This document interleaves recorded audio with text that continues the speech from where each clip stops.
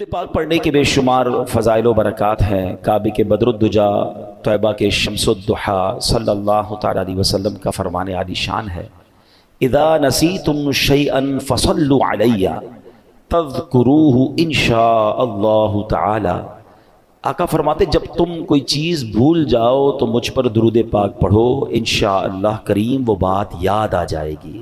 کمال ہے درود پاک بھی، کتنی برکتیں ہیں، یعنی ایسا لگتا ہے کہ ہر پرابلم کا سولیوشن درود پاک میں۔ بعض اوقات ہوتا ہے ہمیں کوئی بات کرنی ہوتی ہے، اچانک بھول جاتے ہیں، یار پتہ نہیں کیا کہنا تھا، اچھا کوئی چیز رکھ کے بھول جاتے ہیں، نہیں مل رہی ہوتی، تو درود پاک کی برکت سے انشاءاللہ وہ بات بھی یاد آ جائے گی، وہ بھولی ہوئی چیز بھی انشاءاللہ مل جائے گی۔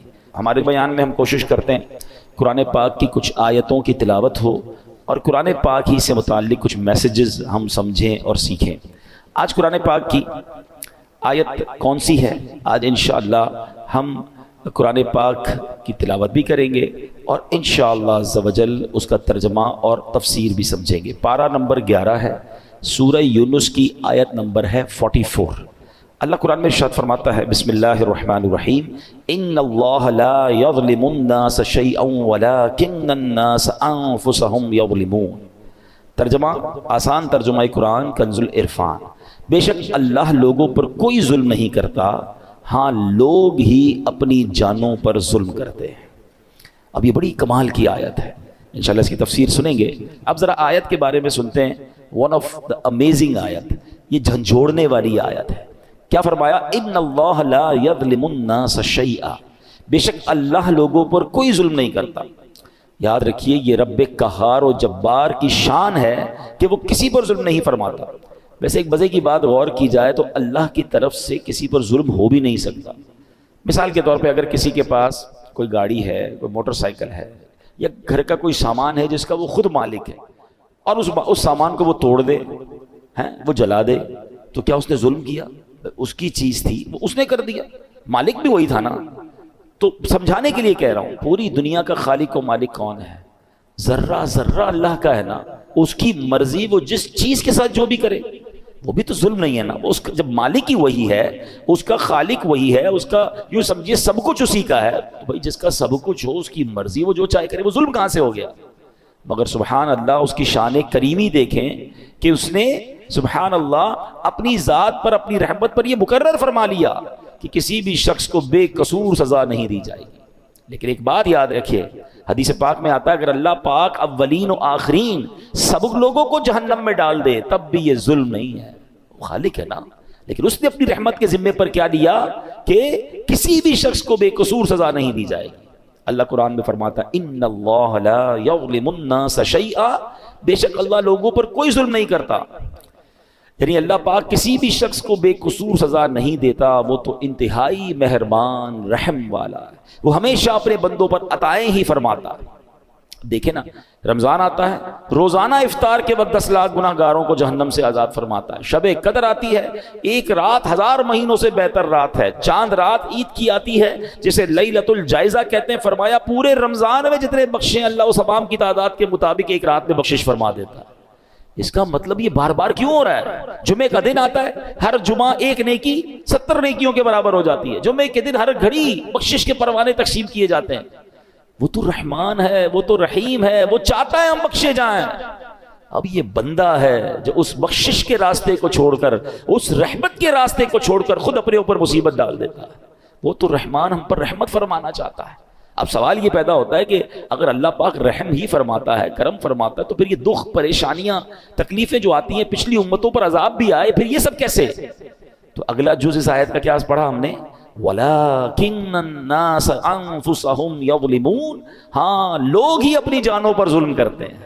واٹ ایور جو ہم پر آتا ہے نا، وہ ایکچولی ہماری وجہ سے آتا ہے، ہم خود اپنے اوپر یہ آفت لا رہے ہوتے ہیں۔ اللہ اکبر، یہ بندوں کے اعمال کا بدلہ ہوا کرتا ہے۔ بندے کفر کرتے ہیں، شرک کرتے ہیں، اللہ کی نافرمانیاں کرتے ہیں، جو احکام دیے جاتے ہیں اس کا الٹ کرتے ہیں، تب انہیں اعمال کا بدلہ دیا جاتا ہے۔ یہ اپنے ہاتھوں کی کمائی ہے، کہتے ہیں جیسی کرنی ویسی بھرنی۔ کاش یہ بات ہمیں سمجھ آ جائے۔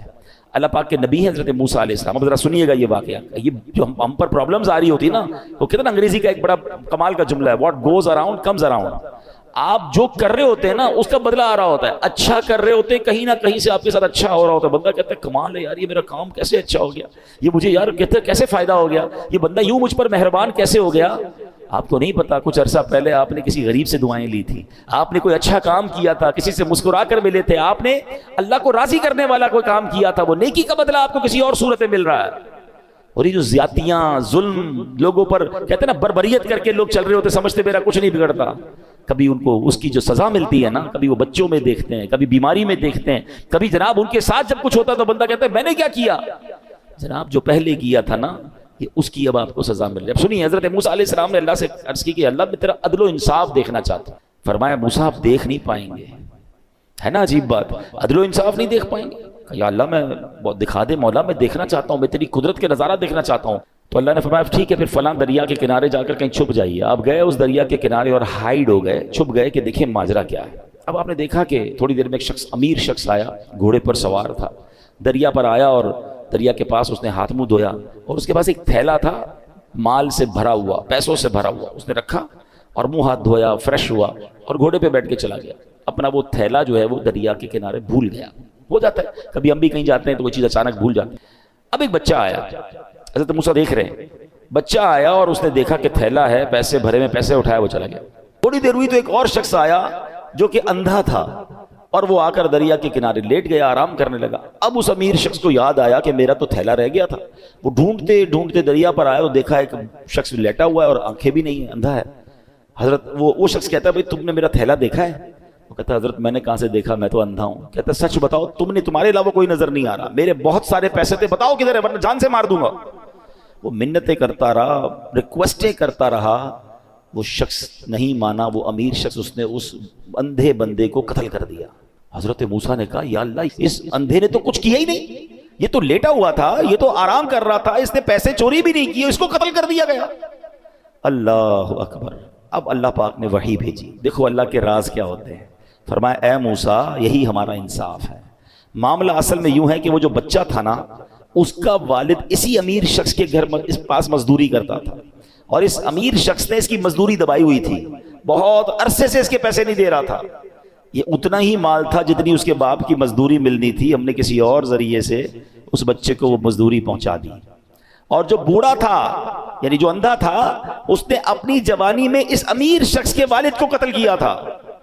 آج اس قتل کے بدلے وہ خود قتل ہو گیا. یوں مزدور کو مزدوری بھی مل گئی اور قاتل کو اس کی سزا بھی مل گئی. ہمیں نہیں پتا ہوتا کسی کے ساتھ کیا ہو رہا ہے, مگر کہیں نہ کہیں what goes around comes around. آپ جو کرتے ہو اس کا بدلہ آپ کو مل رہا ہوتا ہے. کاش یہ بات ہمیں سمجھ آ جائے. ایسا نہیں کہ کوئی بندہ ظلم کر کے کہ بھائی اس کو میں نے خود کسی اور پرانے معاملے کی سزا دے دی, یہ ہمارا کام نہیں ہے, یہ اللہ کے راز ہیں. سورہ کہف پڑھے نا, سورہ کہف میں, ویسے میں بار بار کہا کرتا ہوں, سورہ کہف ون آف دا امیزنگ سورتس آف قرآن ہے, اور اس میں خاص طور پہ جو 3 واقعات ہیں, کمال کے واقعات ہیں. اس سورہ کہف میں ایک واقعہ ہے نا, حضرت موسیٰ علیہ السلام اور حضرت خضر علیہ السلام سے جو ملاقات ہوئی, اس میں بڑے عجیب واقعات تھے. حضرت موسیٰ حیران ہو گئے تھے, مگر پیچھے اللہ کے راز تھے نا, ہر واقعے کے پیچھے کوئی ریزن تھا. تو ہمیں یہ سمجھنا ہوگا کہ ہمارے ساتھ جو پرابلمز ہیں, جو کلیمٹیز ہیں, جو مشکلیں ہیں, جو تنگ دستیاں ہیں, جو ذلت و رسوائی کبھی ہو جاتی ہے, بنایا کام بگڑ جاتا ہے, یہ ایکچولی کہیں نہ کہیں ہمارے اعمال کی سزا ہوتی ہے. یہ ہماری غلطیوں کا ہمیں خمیازہ بھگتنا پڑتا ہے. اللہ کسی پر ظلم نہیں کرتا, یہ بات ہمیشہ یاد رکھیے گا. مگر افسوس آج لوگ جب کوئی مشکل آئے تو معاذ اللہ کی بارگاہ میں شکوے کر رہے ہوتے ہیں, اور بعض اوقات ایسے جملے کہہ دیتے ہیں جو کفریہ جملے ہوتے ہیں. اللہ تو ہماری سنتا ہی نہیں ہے, پتہ نہیں ہمارے ساتھ ہی مشکل ہوتی ہے, ہماری تو دعا قبول ہی نہیں ہوتی ہے, پتہ نہیں کیا قصور کر دیا. اللہ کے بندے یہ کہہ کیسے سکتے ہو آپ اور میں کہ اپنے قصور کیا کر دیا. صبح و شام قصور کر رہے ہیں, ہم تو سراپا قصور ہیں. سچ بات بتاؤں, اگر مجھے اور آپ کو ہمارے اعمال کی سزا ملنا شروع ہو جائے نا تو ہم تو مارے گئے. مجھے ایک بات بتائیں, اللہ نے آنکھیں کس لیے دی ہیں؟ کیا آنکھیں اس لیے دی کہ اس سے حرام دیکھا جائے؟ انصاف تو یہ ہوتا کہ بندہ حرام دیکھتا تو اندھا کر دیا جاتا. بھائی آنکھیں دی تو نہیں تھی نا, اس لیے. آپ کیا کرتے ہیں اپنے آفس میں, آپ نے کسی آفس کے بوائے کو موٹر سائیکل دی یا سفر کے لیے گاڑی دی یا موبائل فون دیا کہ بیٹا یہ کام ہے, تم اس چیز سے یہ کام کرنا, اور آپ کو تھوڑے دنوں بعد پتہ چلے کہ جو میں نے فیسلٹی دی ہے وہ اس کام کو تو کر ہی نہیں رہا, میری فیسلٹی کو یوز کر رہا ہے مگر میرا کام تو کر نہیں رہا. آپ کیا کہیں گے, بھائی گاڑی واپس دو, موٹر سائیکل واپس, جب تو وہ کام ہی نہیں کر رہے میں جس چیز کے لیے میں نے تمہیں دی, تو پھر کس بات کی تمہیں یہ فیسلٹی دوں؟ اللہ نے آنکھیں حرام دیکھنے کے لیے نہیں دی تھی, آنکھیں حرام دیکھتی وہ واپس لے لیتا نا, کان حرام سنتے تو بہرے ہو جاتے, ہاتھ ظلم کے لیے اٹھتے تو ہاتھ کٹ کر گر جاتا, پیر حرام کی طرف جاتا, اللہ کی نافرمانی کی طرف جاتا, میں اور آپ لنگڑے ہو جاتے. ارے وہ تو سزا دے ہی نہیں رہا, بہت تھوڑی میں جان چھوٹ رہی ہے, اور بندہ کہتا ہے پتہ نہیں کیا قصور کر لیا. اس سے پوچھو بھائی نماز 5 ٹائم پڑھتے ہو؟ نہیں وہ تو کبھی کبھی قضا ہو جاتی ہے. پھر کہتے ہو کیا قصور کر لیا؟ مطلب ہمارا تو دن رات قصور میں ہے. پھر یہ جملہ کیسے زبان پر آتا ہے؟ شکوہ نہیں. وین ایور کوئی پرابلم آئے اپنے آپ کو ریئلائز اسکین کرنا شروع کر دو کہ کیا غلطی ہو گئی بھائی, کیا مشکل ہو گئی, میں نے ایسا کیا کر دیا, فوراً توبہ, فوراً استغفار, فوراً اللہ کی طرف رجوع کریں. پھر دیکھیں انشاءاللہ رحمتوں کے دروازے پھر کھل جائیں گے. اللہ اکبر. ایک بار مسلمانوں کے پہلے خلیفہ حضرت ابو بکر صدیق رضی اللہ تعالیٰ عنہ نے بارگاہ رسالت میں عرض کی. اللہ پاک قرآن میں فرماتا ہے جو کوئی برائی کرے گا اسے اس کا بدلہ دیا جائے گا. حضرت ابو بکر نے کہا حضور ذرا یہ آیت کے بارے میں بتائیں, اس کا مطلب کیا ہے؟ تو نبی پاک نے فرمایا غفر اللہ لکا یا ابا بکرن, اے ابو بکر اللہ پاک تیری بخشش فرمائے. اے ابو بکر کیا لوگ بیمار نہیں ہوتے؟ کیا انہیں رنج نہیں پہنچتا؟ کیا وہ غمگین نہیں ہوتے؟ کیا پریشانیاں نہیں آتی؟ عرض کیا کیوں نہیں, اس تو سب کچھ ہوتا ہے. فرمایا فہوا ما تجزون بہ, بس یہ ان کے اعمال ہی کا تو بدلہ ہے. یہ جو بیماری آئی, ٹینشن آئی, غم آیا, خوف آیا, کاش ہم یہ بات سمجھ جائیں. میرے پیارے اسلامی بھائیوں, اب ذرا ایک بڑی کمال کی حدیث ہے. تقریباً ہر جمعہ کے خطبے میں یہ حدیث ہم سنتے ہیں, بس اللہ کرے ہم سمجھنے والے بنے, میسج لینے والے بنے. کیا حدیث پاک ہے؟ نبی پاک علیہ الصلوۃ والسلام فرماتے ہیں البر لا یبلا, نیکی کبھی پرانی نہیں ہوتی. والذنب لا ینسا, گناہ بھلایا نہیں جاتا. والدیان لا یموت, اور بدلہ دینے والی ذات یعنی جس نے ڈیسیشن کرنا ہے, جس نے اعمال کا فیصلہ کرنا ہے, اسے موت نہیں آتی. میں اور آپ نیکی کر کے بھول جاتے ہیں مگر نیکی باقی رہتی ہے. میں اور آپ گناہ کر کے بھول جاتے ہیں مگر گناہ بھی بھلایا نہیں جاتا, وہ بھی لکھا ہوا ہے. اور ایک دن آئے گا جب ڈیسیشن لیا جائے گا, اور جس نے ڈیسیشن لینا ہے, جس نے فیصلہ کرنا ہے, والدیان لا یموت, بدلہ دینے والی ذات یعنی اللہ کو موت نہیں آتی. مگر اس حدیث کا جو اگلا پارٹ ہے نا, وہ ہمارا ٹاپک یہی ہے, اعمل ما شئت کما تدین تدان, جو چاہو کرو. اعمل ما شئت, جو دل چاہتا کرو. کما تدین تدان, پھر جیسی کرو گے نا ویسا ہی اس کا اجر پاؤ گے, ویسا ہی اس کا بدلہ ملنا. ٹٹ فار ٹیٹ ہے نا, جیسی کرنی ویسی بھرنی. وہ کہتے ہیں نا فارسی شاعر, گندم ز گندم جو ز جو, از مکافات عمل غافل مشو. کہتے ہیں گندم بیج کر گندم ہی کاٹو گے, جو جب ڈالو گے بیج تو جو ہی کاٹو گے. دنیا میں مکافات عمل ہیں, یعنی جیسی کرنی ویسی بھرنی والا قانون جاری ہے. اس سے غفلت مت کرو. کریں غلط کام اور کہتے ہیں بھائی جنت میں جانا ہے, اب پہلے غلط کام تو چھوڑے نا, حرام کو تو چھوڑیں. سیدی اعلیٰ حضرت بڑا کمال کا شعر لکھتے ہیں. آپ فرماتے کام زندہ کے کیے اور ہمیں, زندہ کہتے ہیں جیل, یہاں مراد کیا ہے جہنم. کام کدھر کے کیے جانے کے؟ جہنم میں جانے کے. کام زندہ کے کیے اور ہمیں, شوق گلزار ہے کیا ہونا ہے. شوق جنت میں جانے کا ہے, کام جہنم میں جانے والے کرنے. اب خود بتائیں نا ایسا کیسے ہوگا؟ ہمیں کام جنت والے کر کے پھر اللہ سے دعا کرنی, اللہ قبول کر لے تاکہ ہمیں بھی تیری جنت مل جائے. تو اے میرے پیارے اسلامی بھائیوں, یاد رکھیے جیسا میں نے کہا نا, ہمیں پتہ نہیں ہوتا کسی کے ساتھ زیادتی, کسی کے ساتھ ایسا عمل جو ہمیں کس طرح آ کر ستاتا ہے, پھر کس طرح تکلیف آتی ہے. امام ذہبی رحمۃ اللہ تعالی لکھتے ہیں کسی بزرگ نے ایک شخص کو دیکھا, اس کا کاندھے سے بازو کٹا ہوا تھا اور وہ آواز لگا رہا تھا, جس نے مجھے دیکھا وہ ہرگز کسی پر ظلم نہ کرے. لوگوں نے پوچھا ایسا کیا ہوا تمہارے ساتھ؟ وہ کیا کہتا ہے؟ کہتا ہے میرا معاملہ بڑا عجیب و غریب ہے. کتابوں میں لکھا کہ وہ ٹیکس وصول کرنے والا یا جس طرح کوتوال ہوتا ہے افسر تھا. ایک بار مچھیرے کے پاس گیا, مچھلی کی دکان تھی, مچھیرے مچھلی بیچ رہے تھے. اس نے دیکھا بڑی فریش مچھلی تھی, کہا مچھلی دکھاؤ ذرا. اس نے مچھلی دکھائی, صاحب 500 روپے کی. کہتا کبھی ہم نے بھی پیسے دیے ہیں. مچھلی لی اور چل پڑا. وہ چیختا رہ گیا بھائی جان میرے بچوں کی روزی ہے, میں تو اتنا ہی کماتا ہوں, مہربانی کرو. کہا جاؤ ادھر سے. کہتا ہے میں نے اس بیچارے کے ساتھ زیادتی کی اور چل پڑا. جیسے چل پڑا تو وہ مچھلی اتنی فریش تھی کہ پھڑک رہی تھی, تو اس مچھلی نے میرے انگوٹھے پہ کاٹ لیا. گھر آیا, بیوی کو کہا مچھلی بناؤ, آج بڑی شاندار فریش مچھلی لایا ہوں. بستر پر لیٹا تو انگوٹھے میں درد, بڑا شدید درد, لال ہو گیا پورا انگوٹھا. گھر کے قریب ہی ایک ڈاکٹر جاننے والا تھا, گیا اس کے پاس, کہا بھائی دیکھو یہ انگوٹھے میں کیا ہوا. کہتا تمہارے انگوٹھے میں تو زہر پھیل گیا ہے, فوراً فیصلہ کرو, یا تو انگوٹھا ابھی ابھی کاٹ لو ورنہ پورے ہاتھ میں پھیل جائے گا. کہتا میں مرتا کیا نہ کرتا, روتے روتے انگوٹھا کٹوایا, پٹی بندھوائی. گھر آیا تو بیوی نے کہا مچھلی کا نہیں کھانی مجھے مچھلی, میرا انگوٹھا ہی کٹ گیا. تھوڑی دیر ہوئی تو پورا ہاتھ میں درد، پوری ہتھیلی لال، سوجنے لگ گئی. پھر گیا ڈاکٹر کے پاس، تم نے تو کہا تھا انگوٹھا کٹواؤ ہاتھ بچ جائے گا، یہ کیا ہوا؟ کہتا دیر ہو گئی، یہ پورے ہاتھ میں پھیل جائے گا، ہتھیلی کاٹو. کہتا میں نے ہتھیلی کٹوائی. تھوڑی دیر ہوئی، رات کو سویا تو پورے بازو میں درد، پورا بازو لال، تکلیف سے چیخے مارنے لگا. پھر گیا ڈاکٹر کے پاس. ڈاکٹر نے کہا اب تو پورا ہاتھ جو ہے وہ تمہارا سوج گیا ہے، جسم پورا کٹنا پڑے گا، اب جلدی فیصلہ کرو، ہاتھ کاٹو. اس کا ایک دوست بھی تھا، وہ دوست کہتا ہے یار یہ بتاؤ تمہارے ساتھ کوئی آج نیا معاملہ تو نہیں ہوا، کوئی یونیک بات، کوئی ہٹ کے کوئی کام کیا ہے تم نے؟ کہتے ہاں آج میں نے ایک مچھیرے کا حق دبایا ہے. وہ غریب چیختا رہ گیا، میں اس کی مچھلی لے کر آ گیا. کہ جلدی چلو اس کے پاس، معافی مانگ لو ورنہ ایک ایک کر کے تیرا پورا جسم کٹ جائے گا. وہ دونوں دوست رات مچھیروں کی بستی میں گئے، پٹیاں بندھی ہوئی، تکلیف سے چیخ رہا ہے، اور مچھیرے کی بستی میں جا کر ایک ایک گھر پر، ایک ایک جھونکڑی پر ڈھونڈتے رہے کدھر ہے وہ مچھیرا. آخر وہ مچھیرا ملا. وہ کہتے ہیں نا غریب کا دل بھی بڑا ہوتا ہے. وہ جیسے ہی اس کو دیکھا، یہ کوتوال یا جو بھی افسر تھا اس کے قدموں میں گرا، کہا بھائی مجھے معاف کر، تمہاری ایک مچھلی لے کر گیا، آج تو پورا ہاتھ ہی میرا کٹ گیا. جب اس نے اس کا یہ حال دیکھا تو اس کو معاف کر دیا. جب معاف کر دیا نا تو اس افسر کا جو دوست تھا اس نے مچھیرے سے پوچھا کہ ایک بات تو بتاؤ، جب یہ تمہاری مچھلی لے کر چلا گیا تھا تم نے کچھ دعا کی تھی، تم نے اللہ کو پکارا تھا؟ پتہ ہے وہ مچھیرا کیا کہتا ہے؟ وہ کہتا ہے میں نے اللہ کی بارگاہ میں صرف ایک التجا کی تھی کہ یا اللہ یہ میرا حق لے کر چلا گیا ہے، میں اس سے بدلہ نہیں لے سکتا، مولا تو نے بدلہ لینا ہے، میں کمزور ہوں مالک، یہ مجھے دبا گیا، اے اللہ آج تو نے اپنی قوت دکھانی ہے، تو نے اپنی قدرت دکھانی ہے. اے میرے پیارے اسلامی بھائی، اب بتاؤ ایک مچھلی تھی، چند 100 روپے کی تھی، بندے کا ایک ایک کر کے جسم کٹنا شروع ہو گیا. یہ سوچنا ہوگا مجھے اور آپ کو. آج جو لوگوں پر ظلم کرتے ہیں، آج جو لوگوں کو دباتے ہیں، آج کہتے ہیں میرا کوئی نہیں بگاڑ سکتا، اپنے ملازم کو برا بھلا کہہ رہے ہیں، اپنی فیملی کو برا بھلا کہہ رہے ہیں، جو بندہ غریب اس کو دبا دیتے ہیں. ایک بات یاد رکھنا، میں نے کئی بار اپنے بیان میں ایک جملہ کہا ہے، میں نے پنجاب گیا تھا تو ایک جملہ سیکھا تھا. وہ کہتے ہیں مضبوط آدمی سے نہ ڈرو، ماڑے آدمی سے ڈرو. اچھا مجھے اس وقت تک ماڑے کا مطلب بھی نہیں پتا. میں نے کہا ماڑا کس کو کہتے؟ کہتے ماڑا کہتے کمزور ہو. تو میں نے کہا یہ کیوں کہہ رہے ہیں آپ؟ مضبوط آدمی سے نہ ڈرو، کمزور سے ڈرو.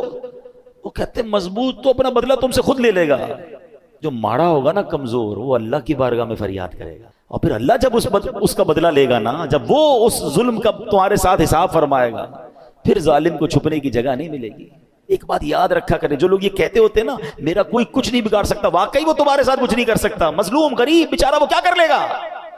مگر اس کے پاس ایک راستہ ہے، وہ اللہ کو پکارتا ہے، اور جب دل سے پکار جاتی ہے نا مظلوم کی تو پھر ظالم بچتا نہیں. تو اے میرے پیارے اسلامی بھائیو، آج جو ہم قرآن کی آیت سن رہے ہیں اور سمجھ رہے ہیں، اس کا مطلب یاد رکھیے گا کہ اللہ کسی پر ظلم نہیں کرتا. بندے ہی اپنے اعمال کی وجہ سے اپنا بیڑا غرق کرتے ہیں، اپنے اوپر سمجھنے آفتوں کو لے کر آتے ہیں. کاش یہ بات ہمیں سمجھ آ جائے. اے میرے پیارے اسلامی بھائیو، پچھلی قوموں کو قرآن پڑھے تو پتہ چلے نا. پچھلی قوموں کا ذکر بڑا بریفلی قرآن میں ہوا، بڑا واضح ہوا. قوم عاد پر سخت آندھی کا عذاب آیا جس نے انہیں کھائے ہوئے بھوسے کی طرح ملیا میٹ کر دیا. سبب کیا تھا؟ ان کے گناہ تھے. قوم سمود پر شدید زلزلے کا عذاب آیا جس نے انہیں ہمیشہ کے لیے فنا کے گھاٹ اتار دیا. اس کا سبب بھی ان کے گناہ تھے. نمرود پر مچھروں کا عذاب بھیجا گیا، اس کا سبب کیا تھا؟ خدائی کا دعویٰ تھا نا، اللہ کی نافرمانی تھی. فرعون کے ساتھ کیا ہوا؟ کر و فر، اللہ نے کتنا دیا اسے؟ اللہ کو ناراض کیا، اللہ نے پانی میں غرق کر دیا، دریا میں غرق کر دیا. قارون کے پاس کتنا خزانہ تھا، دنیا میں کس کے پاس اتنا خزانہ ہے؟ قرآن کہتا ہے اس کے خزانوں کی چابیاں پوری ایک جماعت اٹھاتی تھی، یعنی اونٹوں کی قطاریں ہوتی تھی جو قارون کے خزانہ نہیں اٹھاتی تھی، اس کے خزانوں کی چابیاں اٹھاتی تھی. نافرمانی کی، زکوٰۃ سے انکار کیا، اللہ کے فیصلوں کے خلاف چلا، خزانے سمیت دھسا دیا گیا. یہ سارے واقعات قرآن میں موجود ہیں جو پکار کر کہہ رہے ہیں کہ رب کو ناراض مت کر بیٹھنا ورنہ پھر بربادی ہے. اللہ اکبر. امام حسن بصری رحمۃ اللہ تعالی فرمایا کرتے تھے، اے ابن آدم تیری ہلاکت ہو، کیا تو اللہ پاک سے مقابلہ کرنا چاہتا ہے؟ اللہ سے مقابلہ کون کر سکتا ہے؟ فرمایا ہاں جس نے اللہ پاک کی نافرمانی کی گویا اس نے اللہ پاک سے جنگ کی، اور اللہ پاک سے جنگ کا نتیجہ کیا ہے؟ تباہی اور بربادی. اے میرے پیارے اسلامی بھائی، گناہوں سے توبہ کر لیجئے، جو ہو گیا اس سے معافی مانگ لو، وہ بڑا کریم ہے، وہ معاف فرمانے والا. آخری نبی علیہ السلام فرماتے، آقا فرماتے ہر آدمی سے خطا ہو جاتی ہے اور بہترین خطا کار وہ ہے جو توبہ کر لے. توبہ کرنا، کہتے نا گناہ عادت بن جائے تو توبہ کو دستور بنا لو. جیسے ہی گناہ ہونا فوراً نیکی کرنا شروع کر دے، استغفار کرنا شروع کر دے، توبہ کرنا شروع کر دے.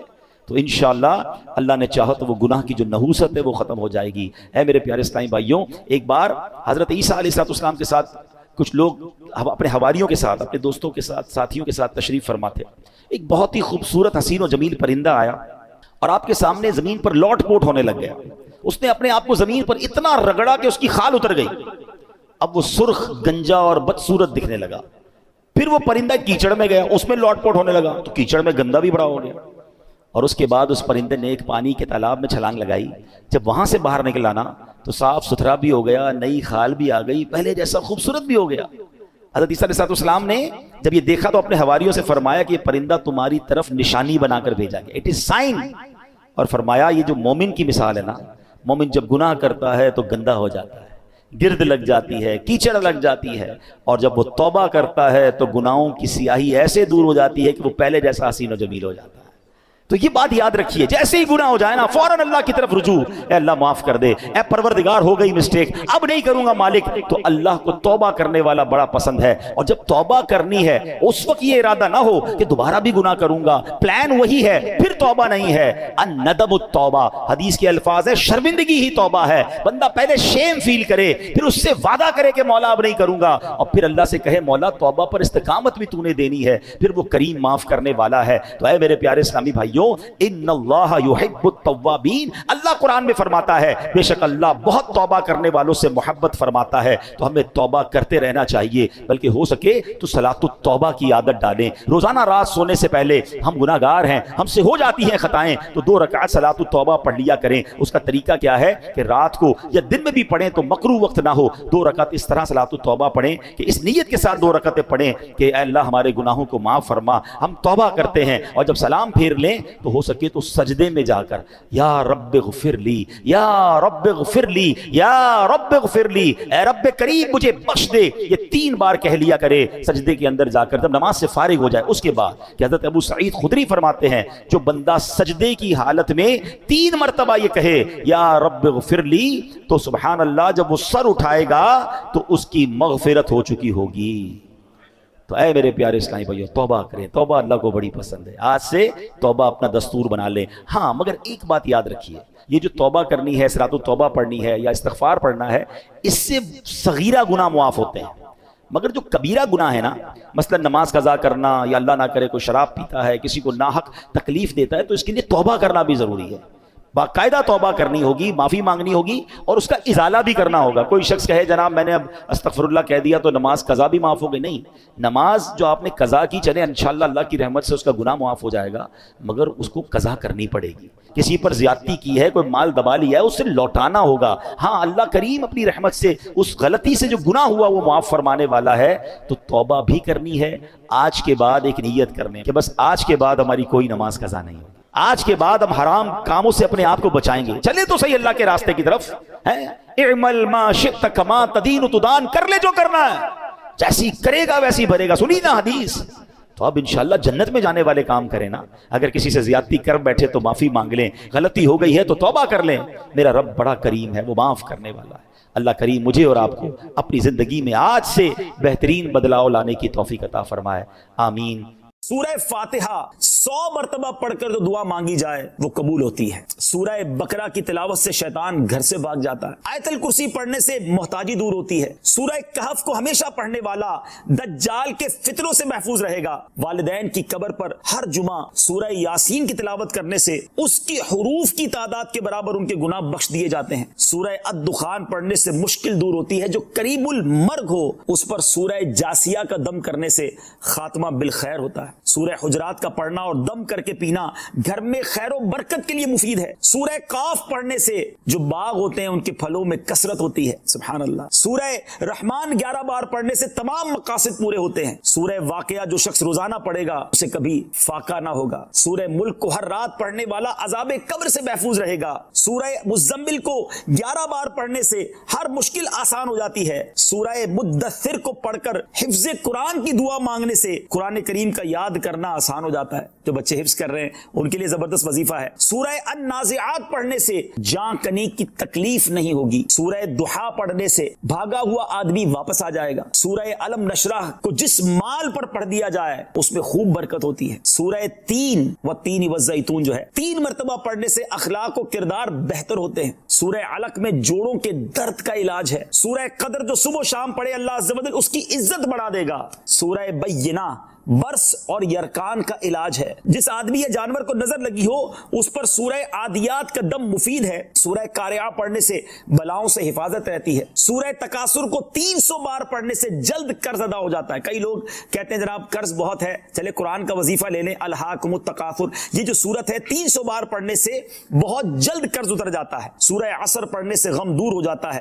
سورہ ہمزہ اور سورہ فیل دشمن کے شر سے حفاظت کے لیے, اور سورہ قریش جان کی حفاظت کے لیے بڑی مجرب ہے, بڑا کمال کا وظیفہ ہے. سورہ ماعون بڑی مشکل کے وقت میں پڑھنا بہت مفید ہے. سورہ کوثر کی تلاوت سے بے اولاد صاحب اولاد ہو جاتا ہے. کئی بے اولاد بھی وظائف مانگ رہے ہوتے ہیں. سورہ کافرون 1/4 قرآن کے برابر ہے. سورہ زلزال نصف قرآن کے برابر ہے. سورہ اخلاص 1/3 قرآن کے برابر ہے. اور سورہ فلق اور سورہ ناس سے جن اور شیطان اور حاسدوں کے شر سے حفاظت رہتی ہے. پھر کیوں نہ ہم قرآن سے دوستی کر لیں, کیوں نہ قرآن کو اپنا ورد بنا لیں.